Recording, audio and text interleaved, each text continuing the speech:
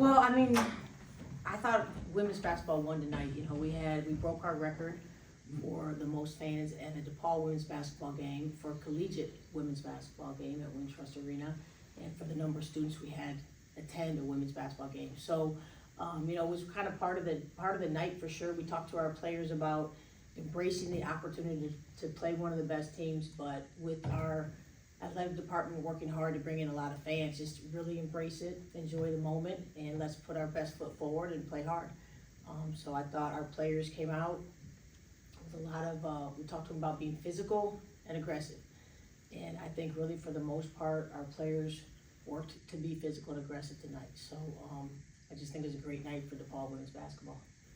Question? Good. Coach, against a lot of these teams that are ranked, you're actually giving your younger players an opportunity to learn and go out there and play. Can you talk about that learning curve, what they've been learning through these type of games? Yeah, I mean, this was our fourth ranked team in the top 10. And tonight, you know, because we've got so many conference games, you know, and our players, all of our players are working hard. Our younger players, I think, are continuing to get better every week. And then this was a night where it was an opportunity to be able to give them some minutes out there. And I thought Emery Klatt, you know, came in, did a great job, hit the back cut, got a layup. Ellery Minch came in, was aggressive, hit a three right away. So it's just great to see that progress. Early in the year, we talked a lot about our young players making progress every week, and I think it's still happening. You know, Natia Nelson had her most important 11 and a half minutes at Butler last week, and went in and was just very aggressive, did a great job defensively, and you know, we knew she would have an opportunity early today. And again, she went in, and it's her approach to the game that we're able to put her on the floor with her aggressiveness. So I think our team is going to continue to get better each week, and our individual players, especially our younger players, are going to just continue to show improvement. And tonight, you know, I am overall just pleased with the fact that I think they came in today and tried to step up and play hard. If you don't execute on one screen, you know, there's a good chance Connecticut's going to score, and that happened to us a few times tonight. But overall, just really happy to see the young players get in and play with some aggressiveness and not be timid. Coach, when you limit Paige to 8 points, what were some of the things that you were trying to do to limit a player that could really score in bunches? Be physical and be aggressive defending her. Not on any ball screen going over the top of the ball screen, on any off the ball screen staying attached to her, trying to push her off the screen, or minimally stay attached to her. So if she catches it, you know, you're right there. And I think another part was Summer Lee. We looked to get some help off of her, and I thought there were some times when Paige drove in there and Summer came into that and over to help, and Paige stopped and then kicked it. So it's always a combination. It's not just a single player guarding her, but again, it's just, I think you have to be physical and aggressive in order to have any chance at all. Even though you guys played aggressively and were tough and everything else, and you limited Paige to 8 points, and Sarah Strong, who is a force, limited to 11. Did this one just kind of boil down to they've got a lot of weapons and a lot of depth? Yeah, I mean, I think they've got great depth.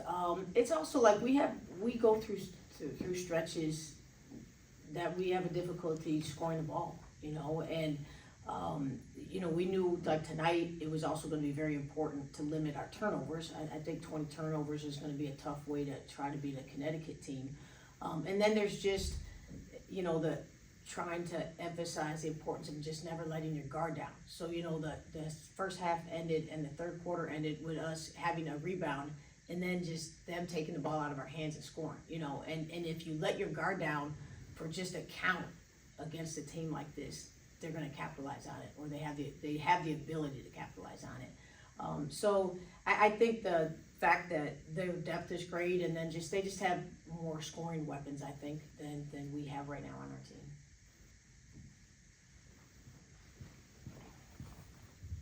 Jill, only 8 points in the second quarter. Statistically, the second quarter has been your lowest point scoring quarter. how do you kind of work through that? Because you usually get off to really good starts, and then that second quarter seems to kind of drop you guys into a lull.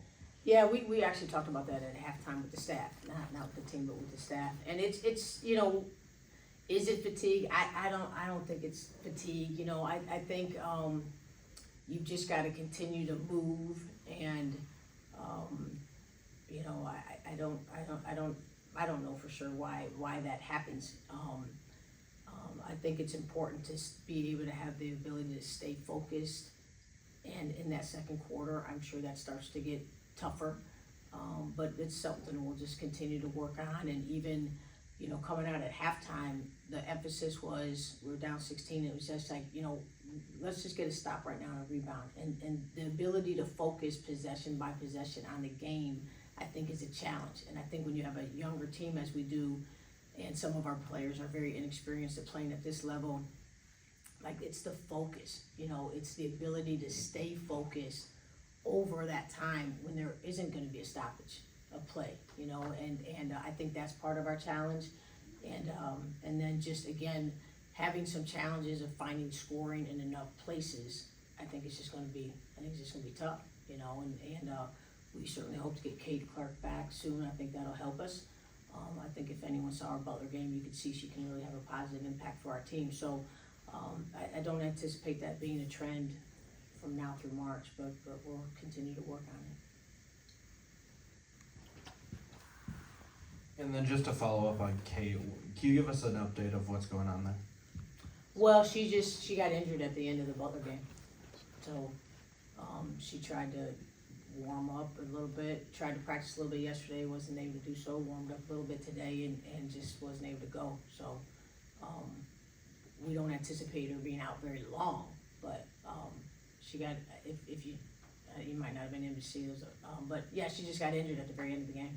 So she certainly puts an impact on our offense. Coach, you know Jorie's been someone you have relied on a lot, of course, throughout the season. But knowing that she didn't have a great game against UConn last year and come back this year and trying to come out aggressive, can you speak to that? Yeah, it's just a testament. I mean, the kid, Jorie is a young woman who just works so hard and is passionate about this basketball team, passionate about playing to the best of her ability, just a very determined young woman. So it doesn't surprise me, but she, you know, you saw her really work hard again, you know, and she's determined to make this year her best year, and she's determined to be an unbelievable leader and to be a force inside, and you know, she's just a determined individual, and I think it says a lot for her to come out here and do that against Connecticut, because Connecticut notoriously really does a job on the opposing team's top scorers. Julie, you mentioned before that DePaul basketball won, women's basketball won tonight.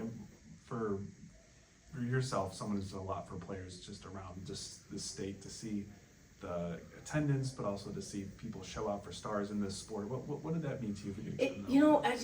You know, last year you really start to see the trend in women's basketball, and it just feels so rewarding to just be able to be a part of the sport and to see our young women have the opportunity to have fans come and watch them, and for athletic, you know, the city of Chicago and sports fans just really giving like credibility.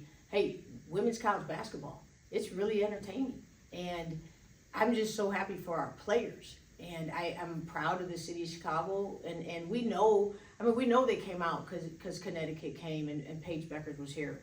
But a lot of them probably didn't know a whole lot about Sarah Strong, and now they know about Sarah Strong, and now they know about Jorie Allen, you know, and Taylor Johnson Matthews and the rest of our team, and you know, just trying to talk to our players about, you know, let's just show up. These fans, we know a lot of them came here because Connecticut's here, and that's what's great. That's how the sport grows.